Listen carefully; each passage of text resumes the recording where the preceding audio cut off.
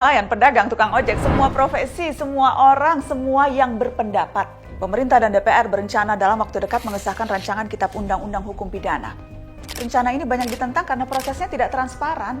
Sampai sekarang, tidak ada yang tahu draft terbaru yang bakal disahkan itu isinya seperti apa.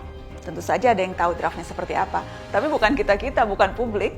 Ya mereka-mereka yang ngutang-ngutik pasal aja yang tahu. Kenapa sih sukanya main rahasia-rahasiaan? Kenapa sih makin kesini makin hobi bikin undang-undang dengan sembunyi-sembunyi? Apanya yang mau disembunyikan sih? Bikin resah? Jangan-jangan memang kita sengaja dibikin bingung. Gimana nggak bingung?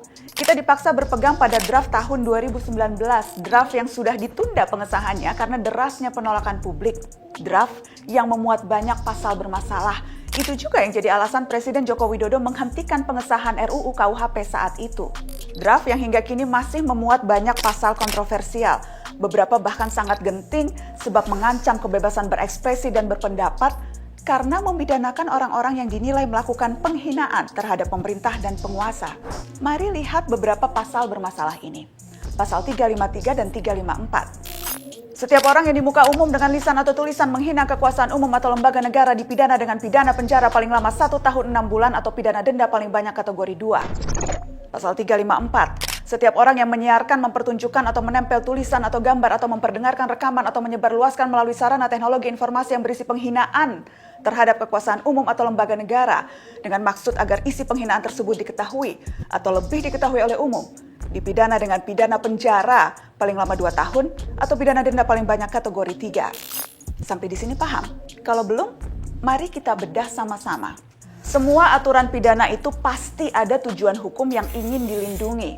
Misalnya, melindungi harta lewat larangan mencuri, melindungi nyawa lewat larangan membunuh.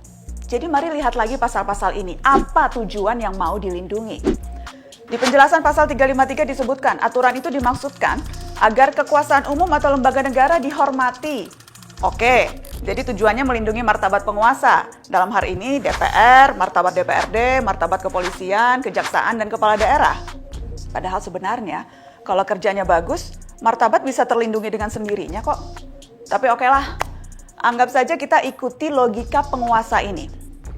Nah, tujuan ini dalam konteks HAM perlu diuji dan diseimbangkan dengan tujuan lain jika berbenturan. Dalam pasal-pasal ini tujuan menghormati kekuasaan berbenturan dengan melindungi kebebasan berbicara publik. Pertanyaannya, mana yang harus didahulukan?